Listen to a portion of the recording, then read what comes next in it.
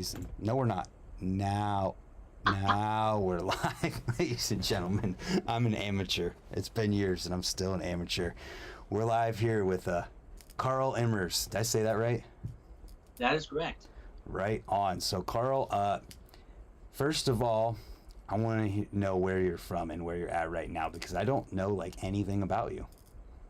So originally, I was actually born in Texas. Lived there about half my life. Moved up to Nevada about 12 years ago, and now I'm living in like the Reno area. It's pretty nice. It does its job. Working at Woodward still, and just enjoying it so far. That's sweet. I didn't know you worked at Woodward. Yeah, I work at the Tahoe facility. Work for Boreal right now. It's a pretty fun job, honestly. So it's definitely off in the long run for the riding, be able to like practice and kind of work a little bit at the same time. No kidding. Yeah, it seems like everybody who rides at Woodward ends up like really, really good, or works at Woodward. They end up really good. Is probably one of my favorites. So obviously there's an elephant in the room here, and a topic that had been huge in BMX recently, and you've lived with it. So if there's anything to say about this whole entire thing, because I talked with Brian Fox, and at the same time you and I were talking, and we were talking about doing this, and to be totally honest, like I don't know how to approach that part of the conversation. You said you filmed for a while to do a video update, which you edited, and it will be out eventually. So like, what's up? Well, I'm sure the question is, and I totally don't mind if anyone ever sees me, they can ask about it.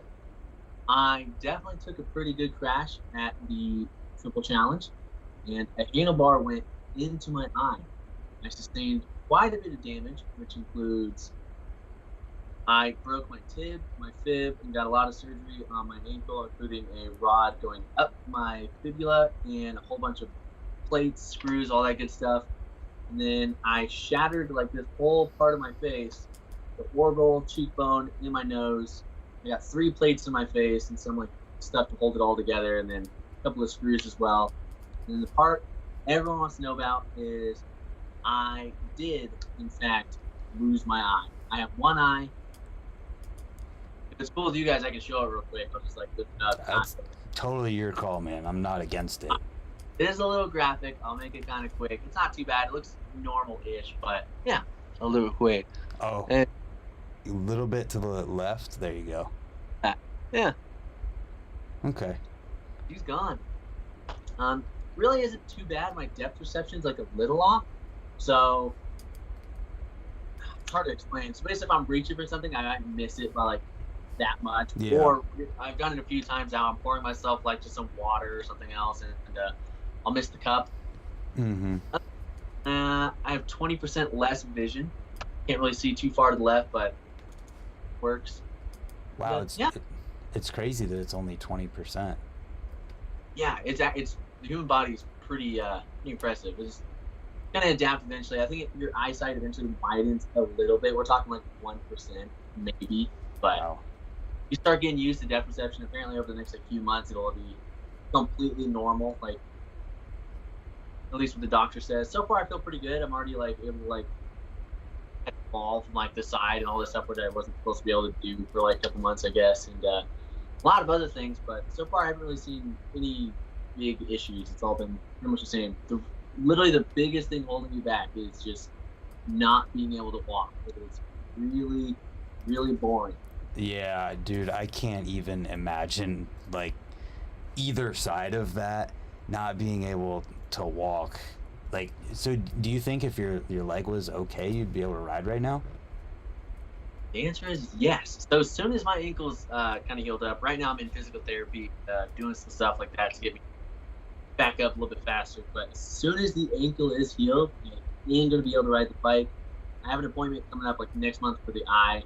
They're going to make sure everything's good, make sure that the other eye is good so it's not going blind, which I guess is a possibility. It's called sympathetic ophthalmia. Your brain gets really confused and just attacks your good eye thinking it's your bad eye. So it's a super crazy experience. So, but basically, I'm going to be able to ride completely normal. Um, Obviously, besides a little bit of depth and just looking left. But I don't really want to like put out anyone's name. But there's actually quite a few people in the high end BMX area that are actually blind out of one eye. I don't want to call anyone out. It's not my space to talk, but people that would surprise you with how good they are at riding have no vision in one of their eyes. Wow. I promise you, if you heard the names, it would just blow you away to know that. My only issue is I did get unlucky with the sense of I spin left and I lost my left eye, so spotting is a little bit weird, but I don't really think it's too much of an issue after a while. Yeah, well, I mean, being that it's only 20% of your vision, like, it'll be, like, a little bit less, I would imagine. I mean, I don't know. But I think it's publicly out there that Albert Mercado is blind in one eye. I think that one's public. Not know about that one, but yeah, that's another one. Like, there are some shredders out there that you just don't know they're missing, like, something. Yeah, so you fully intend on riding and keeping on with riding and everything? Absolutely. I want to get back to the same level. I'm pretty sure I'll be able to just fine. Mm-hmm. Be some slight adjustments with just how I do certain things. Yeah. I don't think I'm expected to really fall back on anything. Yeah. That's awesome. That's really awesome. That's like... Stoked. I mean, yeah, dude, that's amazing. Sounds like your leg is, like, holding you back more than an eye. Yeah, pretty much. That's pretty, I mean, that's amazing. I wouldn't have expected that. It's great to hear. So how are you handling it? Are you good? 100% honest. When I was in the hospital, everything was like super strange. It was just like super positive. I was stoked on it. There was one hard moment of like doctors came in and kind of said, okay, here's the deal. You're either taking that thing out or keeping it. And there was a whole bunch of things that kind of went into that with them explaining, if you keep it, this happens. Mm-hmm. If you get rid of it, here's some positives, here's some negatives, and a whole bunch of stuff like that. When that conversation came, I had like a solid day of just like, oh, holy crud, this is rough. And then I had my fiance by my side, and she helped me so much. We just talked about it, all this good stuff, and it helped a lot. The hardest part about that was doctors can't tell you what you should do, which is kind of sad because I've never really wanted that until this one situation. I kind of wanted them to say, you should take it out. But they were so like, they didn't even hint towards either side of the situation. So it made it even harder to just fully have to do everything on my own. Dude, I mean, it's not like you've encountered this situation or anything like it before. Like, you're sitting there and having this doctor like, I can't tell you one way or the other, but this is literally going to impact the rest of your life. Like, yep. That's what that's what you're for. That's what I'm going to be paying for. Super, super strange experience. But wow. Other than that, right when the eye got taken out, and beforehand, the day before, the day of, super positive. I was still stoked. I was ready to go. Everything was so great. The amount of just DMs, messages, everything like that was just, honestly, that was huge for it. It made me feel super supported and just ready to kind of get back out there, get going. I came out, felt fine in the hospital. There is definitely a lot of pain that went into some of the stuff in the hospital with losing your eye and reconstructive surgery on the face and a whole bunch of other stuff like that.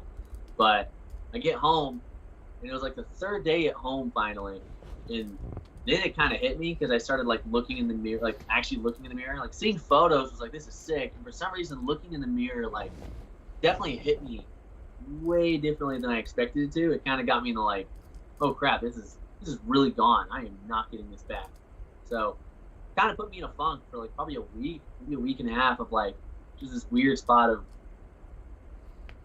not knowing how to deal with it, kind of just almost isolating myself, not talking to anyone besides like people in the house, stuff like that. But just recently feel like I just snapped out of it, maybe like a few days, maybe it was a week, I don't know, just had this like revelation moment of like, what am I doing? Let's get back to it. And there's a gentleman, his name's Andy, actually.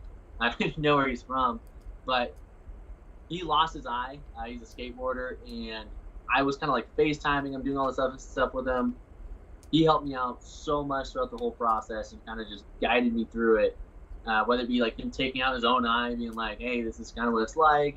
It's not so bad, and just kind of goofing off. And he's one of the main reasons that came out of the funk. My kids, my family, stuff like that, did a huge part of it as well. So that's amazing. I've been carrying on pretty well at this point, and just kind of playing the waiting game until I can get back on the bike and have some fun. And sadly, I have to rebuild a bike because mine decided to absolutely destroy itself.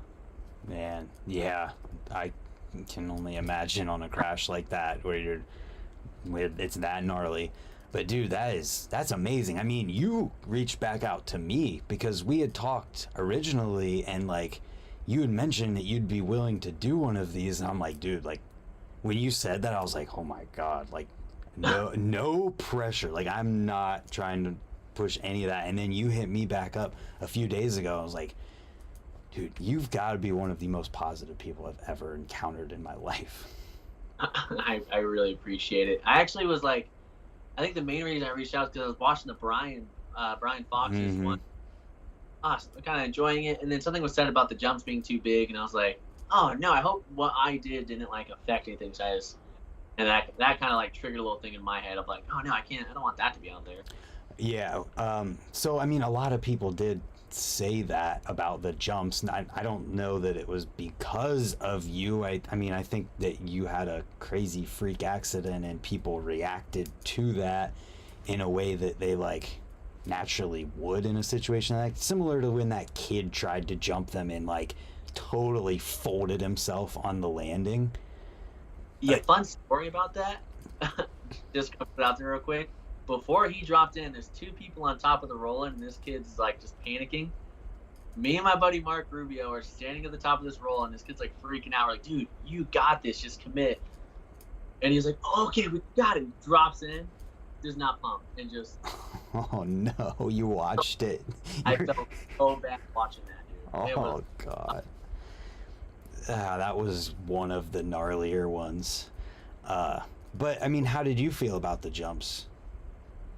The funnest thing I have ever ridden in my life are those jumps right there. Like, blast. Are they too big?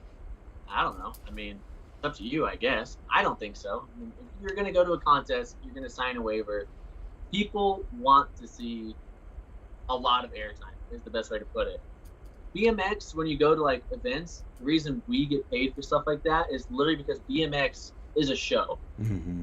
If no one's interested in it, it's not going to work. What's a good way to make it interesting? Make it big. Yeah. If riders are comfortable with it, which I'm pretty sure like 95% of the people there riding it are comfortable with it, then yeah. Perfect. I mean, I really don't think they're too big. I think they're really a great size. They're fun. It lets you cut loose a little bit. And if you're not comfortable doing certain tricks on them, don't do them. I made a huge mistake.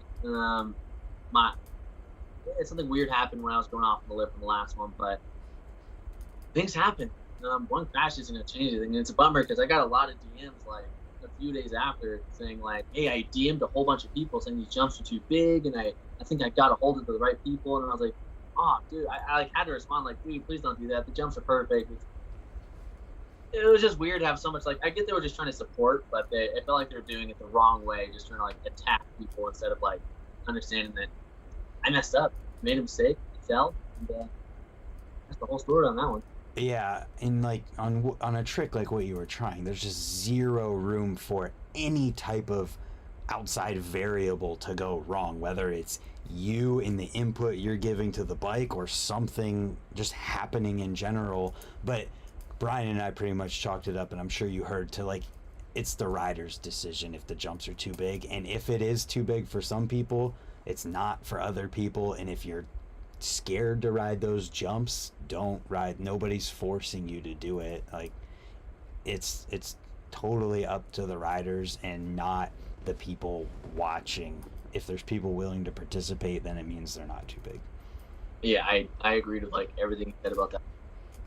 And then there was the fact of Dew Tour dirt and X Games dirt. Brian has ridden, like, I don't know if he's young or old enough to have ridden Dew Tour dirt, but he rode X Games dirt, and he said it was this like the same size jumps.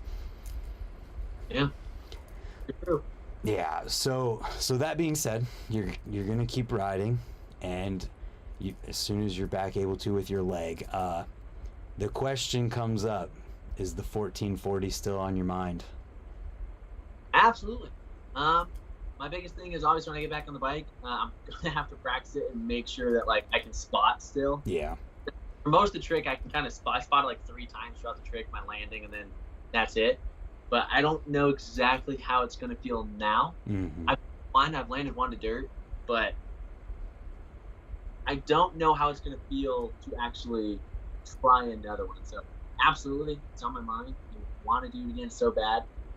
The time frame of it, that one I can't really give an answer to. So, Right. but absolutely, I do want to do that trick again. And I, right before I got hurt, I was actually pushing really hard for the 18. I was starting to land them just wheels down in the foam pit, and I was just DMing X Games. That one is definitely on my mind as well. I really want that. So, if everything works out, like hopefully, get something from X Games and get on Big Air and try an 18. Spinning is a blast. 8? Wait, that's 5? Yeah. What? You were getting those around? Yeah, foam pit. So it doesn't even count. Resi doesn't count, foam, all that stuff. But foam pit, I was landing them pretty consistently, just straight. My head hurts thinking about spinning that fast. Ryan Williams, I don't know if I can say it. Ryan Williams can spin faster. That I will say. So, let's talk about the 1440. Like, how does this even become a thing? Like, have you always just done like 7s and it was nothing, or did you decide one day like I want to do a 1440?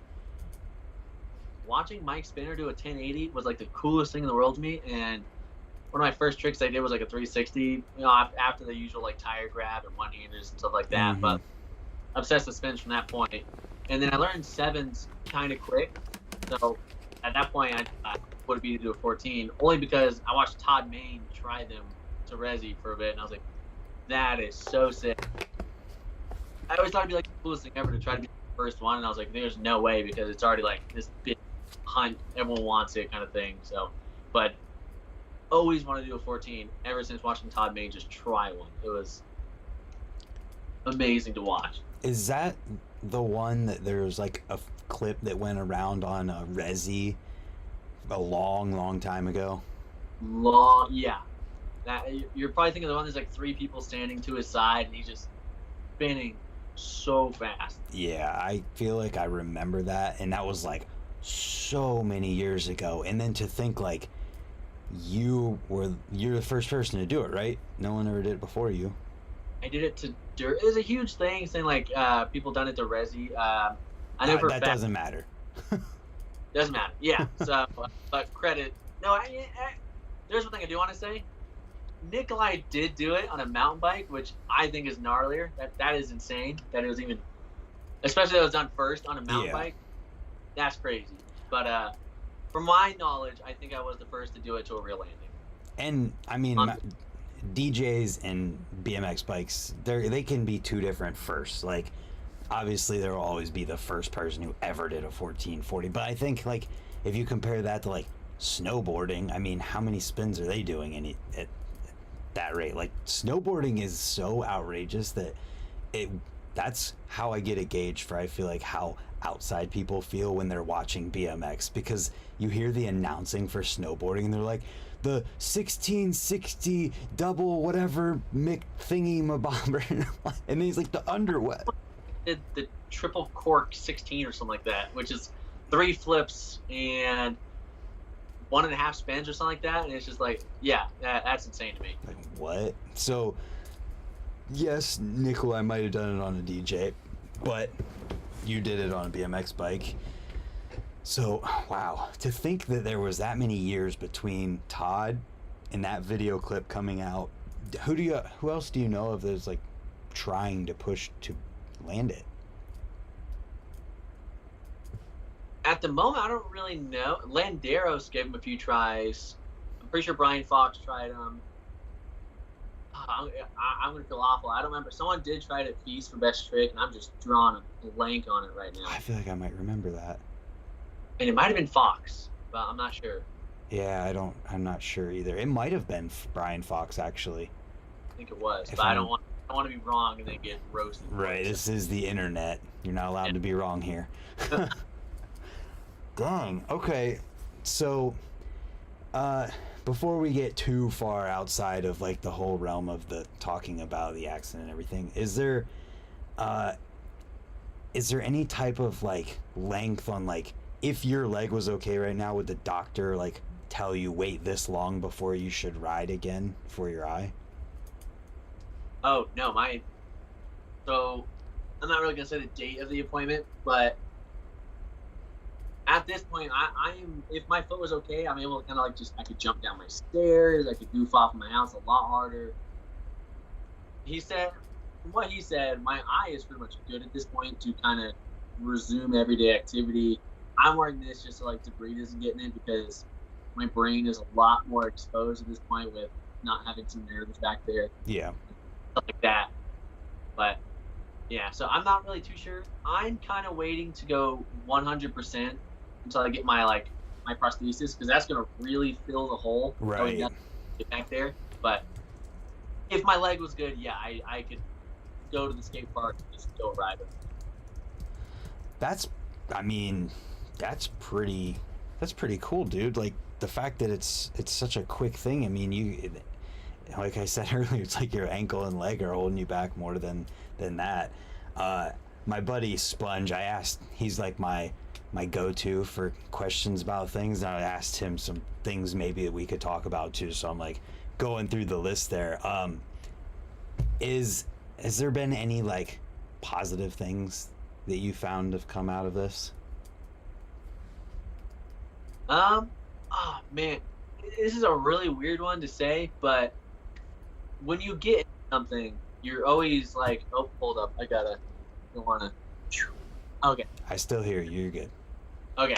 But when you get into something, you're always so like, this is what I want to accomplish. This is what I want to do. And for me, it probably took me until like maybe 2 years ago to realize, you know what, I just want to like kind of push other people, and most people around me like are pretty well known that I push everyone. I love to like just progress, have fun, stuff like that, and almost be like the reason of inspiring someone to do something. So after I got hurt when I was in the hospital, just seeing a lot of like the messages of like, dude, you inspired me to do this trick. It did me, and I got like hundreds of DMs of like, this is the reason I learned this trick, stuff like that. And I was like, holy, no way. So the biggest positive for me literally was just like realizing I have done more than I thought towards what I want to do. It was really cool to realize that like I did do something. Really stoked to get that out of it. Yeah, and I mean, if you think about it too, the second you get back on your bike and keep riding and keep pushing forward, it becomes a whole nother level of that for everyone who's watching.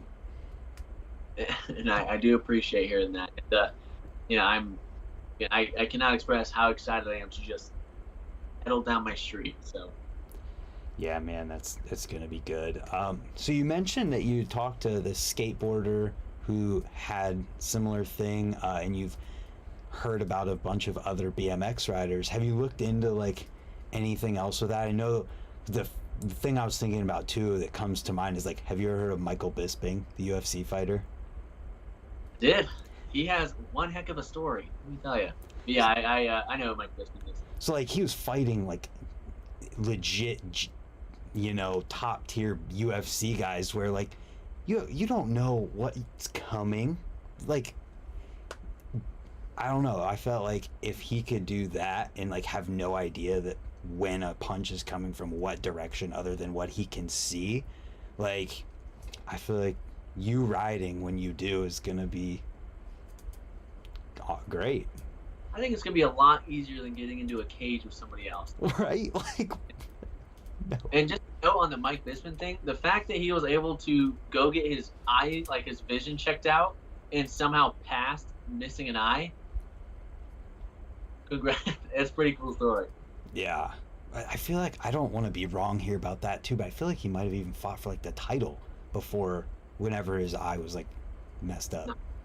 I know almost went blind good after he lost his eye though, and that's what made him retire. Crazy. So I mean, there's people like that out there who are just gotta be inspirational too in the skateboarder. Oh, absolutely. Absolutely. Bisping was kind of the reasons of like, oh, I can take a slam. He can take like 30 punches to the head. I can take a slam again. Yeah, I've always said like, there's not very many people that can punch harder than concrete when you hit it from falling really high up.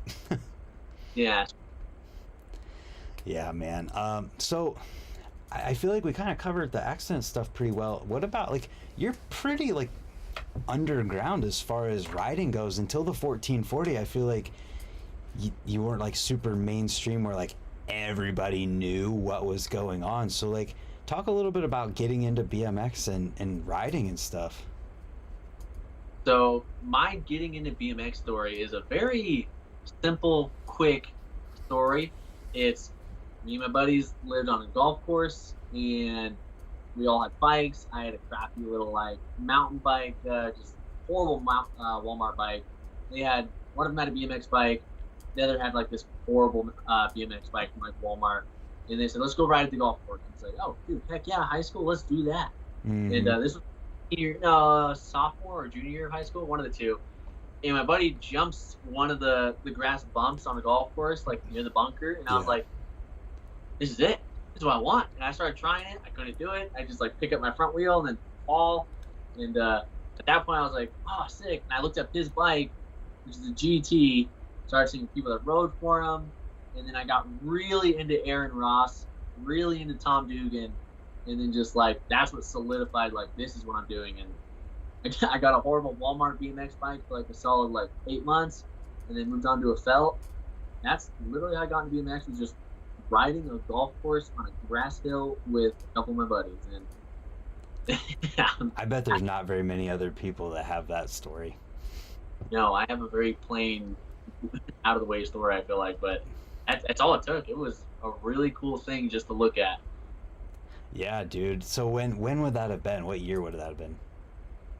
I was 16. 2016? No, whoa, way off. I was 16. 2011. 5 years difference. So. Oh, you're 27. I'm 28. So you started at 16. In 2011, took 11 years to try to get the 1440. That sounds like a pretty good progression rate there. See, I thought that, and then you look at someone like the 11-year-olds and like Caden doing like 3 whips, double whips. I'm like, dang, that's progression. That's like a different thing. Like those kids that you see. There's that girl who rides for Karl, Aubrey, I think her name is. She's doing X-up 180s off of ledges, like X-ride 180s off of ledges and hard 180s out of feebles and stuff. And it's like, what the heck? So you where'd you grow up riding again? I grew up in Carson City. It's my favorite skate park, but it is by far not the best skate park you ride. It is actually one of like the most mediocre parks with like the worst box jump in your life. But it has a box jump. But it's called James Lee Indian Hill Skate Park. It's south of Reno, like 20 minutes. And that's literally where I grew up riding, which is riding my bike like 5 miles to the skate park, riding back. And then, so after school, go straight there, straight back. And, That's funny. That's like same for me. I rode to the skate park every single day too, like 5 miles to get there. Beg your parents to please take you. They said, nope. All right, then you're off. Yeah, my parents were just at work, so it was like, you can ride there. We'll pick you up. Yeah. Huh. Man, I heard you were buddies with Chucky Covey. I love that guy. Actually. I got hurt, I remember like looking up and just like being like, dude, I'm surrounded by all these people with phones. Like, oh my gosh, I wasn't like saying anything because I was out of it, but everything, which is so weird. But he comes up to me, I love you, buddy. He just throws his jacket over me, and I was like, ooh, this is nice. Like that was it. I gotta relax for a bit, and let's walking away out of the corner of my eye. I just see like 50 people lifting up this fence so I can get underneath to the ambulance. It's like, cool. Wow. But Chucky he is one of my favorite people to ride with because I have a huge thing of just when I'm in the right mood, which is surprisingly a lot, but I am willing to just totally face to the ground, take a digger, and he's like one of the few other people I've met that are just so willing to fall. But I'm like willing. I used to think I was willing to the point of like 9 or 10. Like no one's ready to die like me. Chucky, die. Okay. I've seen it in person. Yes. It's insane. Yeah, it's like there's a switch that's flipped and just. So where did you guys ride a lot at? Like, how did you guys get to be friends? I have met 60 to 70% of like my bike friends at Woodward. Oh, okay. Yeah. Huh. When did they build that? Oh, I'm gonna get in trouble. I think somewhere around 2011. Really? It's that old? Somewhere around that time. I had no idea. I think I'm thinking of the Salt Lake City. Is that another Woodward that they just built? Park City was built like 2 or 3 years ago, I think. Yeah, it's the one I was thinking of. And Riviera was built like 2 or 3 years ago, also maybe 4, and they closed down already. So. Oh. Yeah. All right. Huh. Dang. So what's the first thing you're gonna do when you get back on your bike? It depends what the strength is like. If the strength is good, I'll probably just try to do my normal stuff. But right now, there's a definite thing with my right leg of like, if you like, I still have my biker leg, my left leg, and then my right leg, like my calf is so just like, it just flops. It's so weird. Yeah, it's incredible how fast the muscle just like degenerates or whatever it does, and you got to build it back up. Yeah, I don't think it'll take too long. I'm pretty sure I think I'll be fine. I've only been off the bike for like a little over a month, so I don't really see myself really struggling. The first thing I want to do is probably just a 360. Yeah. Honestly, the trick I look forward to doing the most because it's like the most satisfying trick in BMX. Yeah. What's the recovery time on your leg? Ooh, kind of a tough call. They kind of told me like 4 to 6 months, but then you go to someone else that's not a doctor, like a physical therapist, and he already has me kind of like walking with a crutch, kind of doing stuff like that. He's saying you could probably go at it in like a month, like perfect. So what? Yeah, so I'm going with him. By the way, huge shout out to Andy Buckworth and for getting me hooked up with Nice One. They're a cold compression therapy. I have almost complete full movement in my ankle, and I've had it since like a week after I got home because of that machine. Insane. My ankle feels totally normal at this point, which is probably why I'm able to get back on the bike so fast. Because my biggest thing is really the bone breaking, because everything kind of, I guess, it broke pretty badly, but a lot of my tendons got pretty messed up, including my Achilles tendon. They had to like move it over to put a plate behind it, so a lot of my things down there got messed up. But shout out Andy Buckworth. He has helped my recovery a ridiculous amount just by helping me get to know those guys. That is one thing that I think cannot be talked about enough, is that when you have an injury in BMX or any sport and you intend to continue doing that thing, going to a doctor and just like having it be a random doctor who isn't like a sports doctor specialized to get you back to doing what you were doing before can be a huge mistake. Because I mean, usually like you go to a normal doctor and you don't make anything known that you ride BMX or you do any other sport, you're trying to be active. They're just like trying to heal, like get you to be back to a normal person.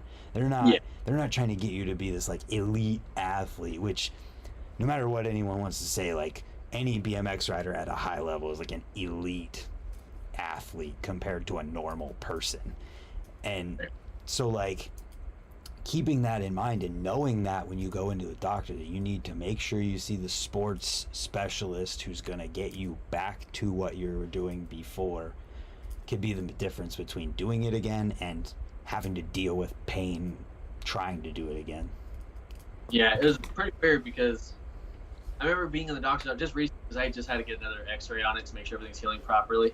And the guy took all the X-rays, all that stuff, and he was saying, "Yeah, you're gonna be off for 3 to 4 months. There's no chance. Play it safe." And I never I gave him this look of like, nah, no, I get it, but you're gonna be off for a while. And then just walking into physical therapy, then like, all right, let's get you walking. And I was like, oh crap, okay, cool. And yeah, he kind of like helped me for a second, and then he just backed off me. He's like, all right, yep, just walk. And then I'm on the crutch walking, and I was like, I have this boot on, but it was a pretty cool thing because he flew his and he's like, okay, next week bring a regular shoe. We're gonna do some stuff. And I was like, oh, okay, well, sure. So he is pushing me hard, which is pretty cool. So that's like the reason I'm kind of sticking with that physical therapist instead of like some of the others I've been recommended. Yeah. Wow, that's really awesome. It seems like it's all like best case scenario. Yeah, no, honestly, I got so lucky through everything that happened. I really got extremely lucky. The people I was surrounded by and just how things happened. The fibula snapped in half, but it snapped so clean that like all they had to do was throw the rod up there and make it work. And then now we're just waiting for it to bridge. It's strengthened, but now we have to wait for it's still like split, but we're waiting for it to bridge together and get there. So that's kind of the last part of the healing I'm waiting for, which is probably pretty soon. Yeah, I mean, I like what the bones gotta grow back together. That's crazy. Yeah, it's amazing that the human body can even do that. Yeah, it's pretty wild. Yeah, man. I love to hear like how positive you're being, how good a scenario it is. You're gonna get back on your bike. And then everything seems good. It's awesome. Yeah, it's hard to complain. I've honestly, through this injury, I've gotten a lot more positives than negative, and it took me a bit to see that, but I definitely got a lot more positives than I did negatives through this stretch. Yeah, I mean, it would be so easy for someone to have all these things happen and then just like quit, just be done, like, and you are the exact opposite of that. And I think you already realize like how many people will see the example you're giving and just like, I'll go to the skate park and I might like fall and be like, oh, and I'm like, well, I mean, at least I didn't break my fucking leg. Like, I don't have to wait 6 months to ride, or it could always be worse. And I think you're really giving such a good example to people to be positive. I really can't. Scotty, for a huge example, went through like one of the worst crashes in all of BMX, and here he is. He's still pushing. He's still riding his bike. Positive as anyone I've seen. So, and then I met him once just at Swamp Fest a few years ago, and just walking by him, super positive, just happy. And it wasn't just like I'm getting closer and we start smiling. Down this like dirt road, I see him and he's just smiling. He's just kind of walking and looking around at the end, and then like he kind of sees me. He's like, "Oh," his face doesn't change. He's still super happy. He's like, "What up, dude?" And that's it. But it's hard to like not be positive and see someone that went through what he did and he still has like the biggest smile on his face. Absolutely. I mean, Aiken just posted that video like last week or whatever it was on the anniversary of him crashing, where like you see this video where it looked similar to Scotty, where like he's relearning how to use his body. It seemed, I don't know too much about it because like that happened right when I started riding, but then I went from that to being like 6 months later, Mike was like riding his bike and then he does an up rail. It's like, you go from that to an up, whoa. It's so cool. BMX is the best thing ever. True. It's the best thing you can get. Yeah, dude. So what are you doing in your downtime? Not too much. Mainly just kind of physical therapy on my own, on the ankle, just like icing, stretching, doing some like workouts with it, and kids, the family, some friends when they come over, and a lot of Xbox. A lot. What are you playing? A lot of Elden Ring lately. So Can you just give me like the rundown on what that is? Because I have no idea. I've seen it talked about. Oh man, it's like a mixture of Skyrim Okay. and just the absolute difficulty of Dark Souls. It is like the hardest game. It is so tough for me. I suck at games, but So, is it related to Skyrim at all? I don't think so. I think it's literally dark. I think it's the next Dark Souls. It's literally what it is. Gotcha. I've only played Skyrim a little bit, so Yeah, I saw people freaking out about it and everything. And like, isn't the guy's name who's on it for helping do it like the Lord of the Rings guy or something? I have no idea. I don't know either. Like, I play very different. We'll see. I play Rocket League and Warzone. That's it. I suck at Warzone, and I really suck at Rocket League. So I have this thing where I just like get obsessed, and Warzone became an obsession. Then now Rocket League is the obsession. yeah, Warzone was my obsession for quite a while, but then I played like every like 200. So it was like, and then it turned into just goofing off, into really dumb stuff. Yeah. Well, I'm glad that you have Xbox to pass the time with. Oh yeah. That's funny, man. Now while the kids in school, I get to do that. Yeah. Yeah, so are you still like, when are you going back to work? So that isn't quite there. I will be starting some like at-home work coming here soon. Luckily, I'm in a good position with my work, and they've been helping out a lot, kind of helping me financially through this whole thing, and Wow. they've done a lot. That's amazing too. Answer the question. It looks like probably like a month and a half, maybe. Yeah. But that'll be like the latest. It feels like right now I'm literally waiting on.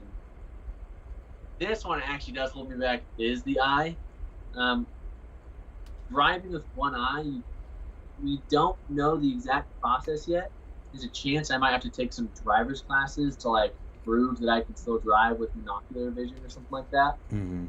But yeah, so it's whenever we kind of get cleared that I can drive a car. It Yeah. seems like it doesn't happen until my appointment. Right. That makes sense. So what I know you said earlier what you did at Woodward, but like, could you go into detail? Like, what actually are you doing there?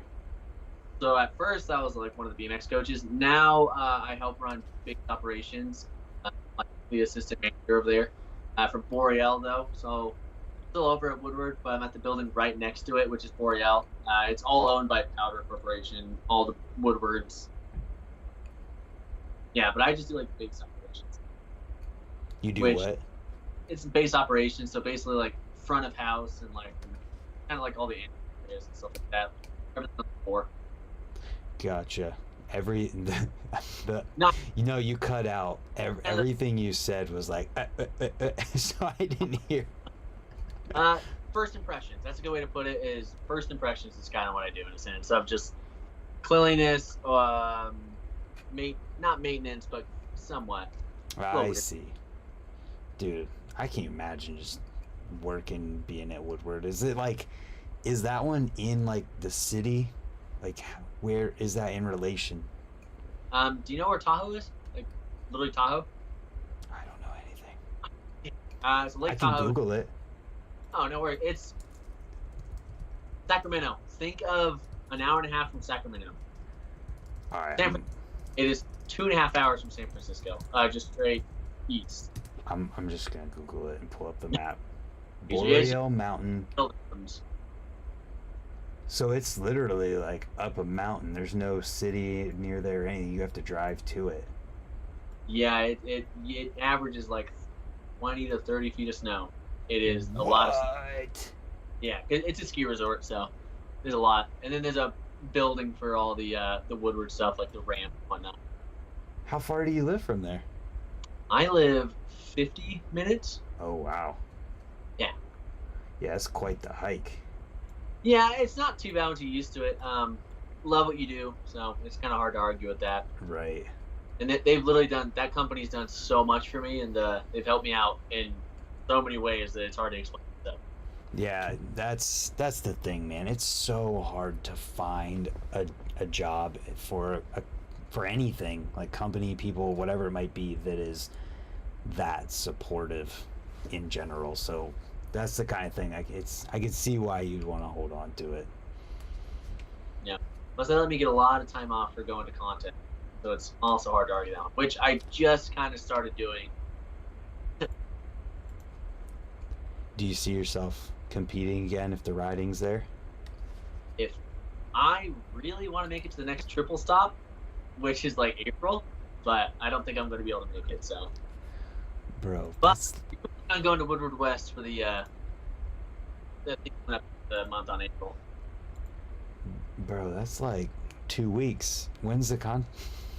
I think it's like mid-April. I don't think I'll be able to make that one, sadly. I don't think I'll be quite healed up enough, so I'll have to pass on that. But I want to go to contest as soon as I'm like back to full strength. Hell yeah, dude. I love this. I love how positive and how stoked you are. It's just it's fun to talk to people who are this psyched. You know what I mean? Dude, bikes are sick. That's all I can say. Bikes are literally the sickest thing ever. Yeah.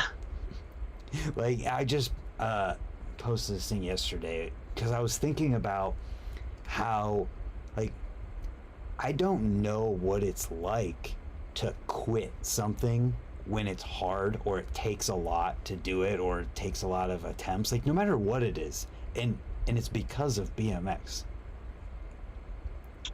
Like 270 over ice lawnmower on a spine. Stuff like that, like just that's insane. Watching you do stuff like that is insane to me. Thank you.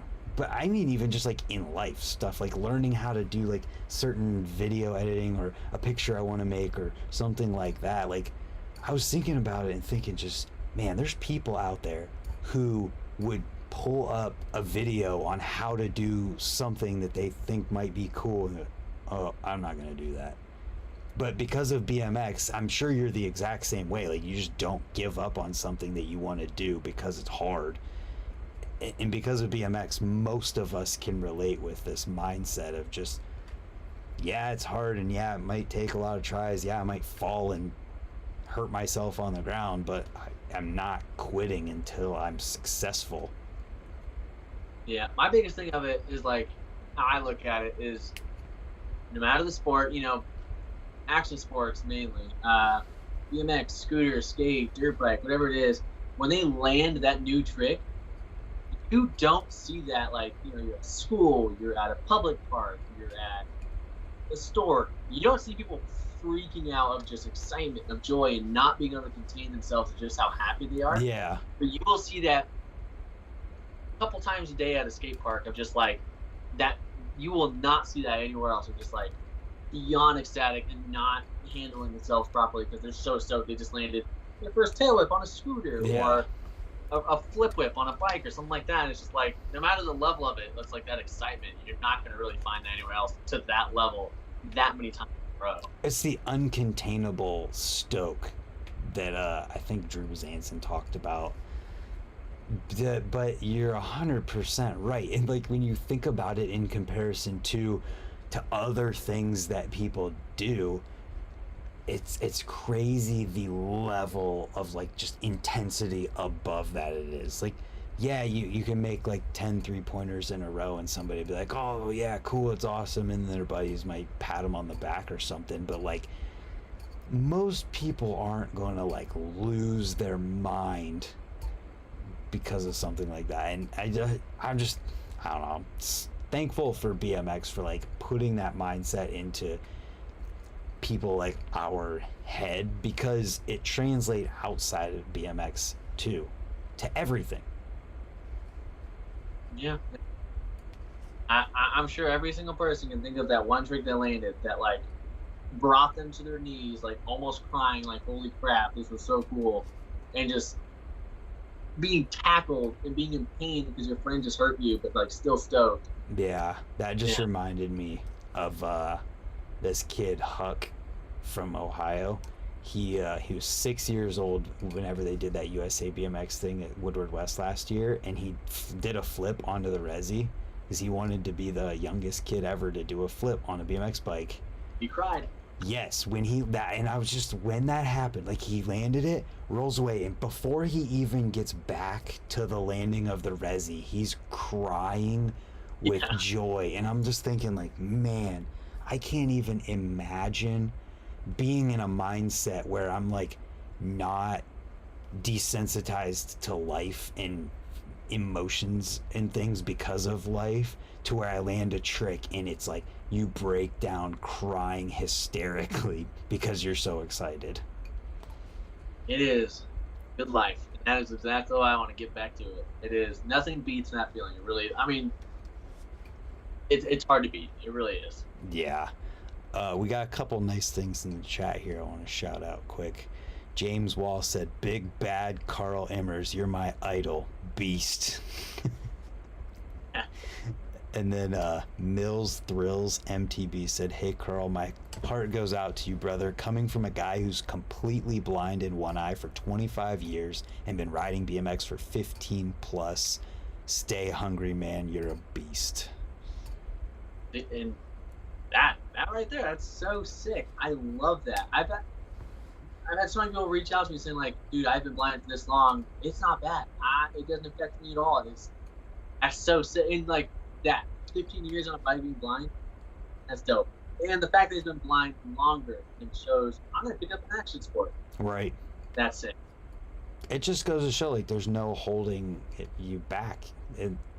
Because I never would have guessed that this many people, like, are in a similar situation, riding BMX or doing an action sport at all.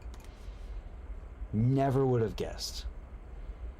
It's so wild. And again, I really, if it wasn't for just like kind of ruining someone's privacy or someone's life, Yeah, I get it. Don't for do you that. to find out like who, like, there's like two people I'm thinking of particularly. One that really blows my mind just because how good he is. It's just, it's insane. It really is just wild. We're talking about, like, if the name was there, people would instantly just, and like, It might be known. I'm not sure because like someone reached out to me, but that knows this person. yeah, I don't know of anyone other than Albert.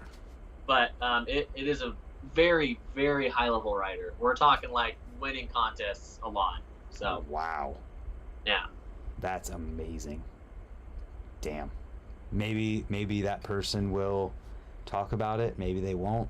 They don't have to. But the fact I only heard about it after I lost mine. So that even is a thing. Whoever you are, if you see this, you're amazing. it's true. Big Bike BMX said, "Karl, you're amazing." Appreciate it. Oh man. Well, I feel like we kind of like talked about everything at this point, man. Is there anything that you wanted to talk about and we didn't? I guess I'll say, I really hate talking about money, but to everyone that donated, anyone that reached out to me to anything, words can't really say thank you enough for all that. But I can try my best and just say we, in my house, we really appreciate it. It has helped us out so much in every single way. So thank you to everyone that has helped out. Yeah, thank you. I appreciate it. We all do. It's pretty amazing what the BMX world and then the worlds that the BMX world touches right outside of it can do. It's we see it multiple times every year, and it's incredible. Yeah. So, You're welcome said, "I had a friend growing up who was blind in one eye. He rode BMX, played baseball, and skated. It didn't bother him. You got it, dude. Keep killing it." hell yeah. No, that doesn't hold you back. Yeah, dude, that's so awesome to hear. You can pop it out whenever you want. God, oh, what? Do that. Eventually, I will be able to. Are you gonna do that? Oh yeah. So I have like this shield in my eye right now that goes. It's on the outside of like everything. You can't really see it that well, but it's like this plastic thing. I can take that out. So I'm not good at it yet, but the prosthesis, the fake eye, you can kind of just plop out. So we're gonna come back one day and you're gonna take it out. Right.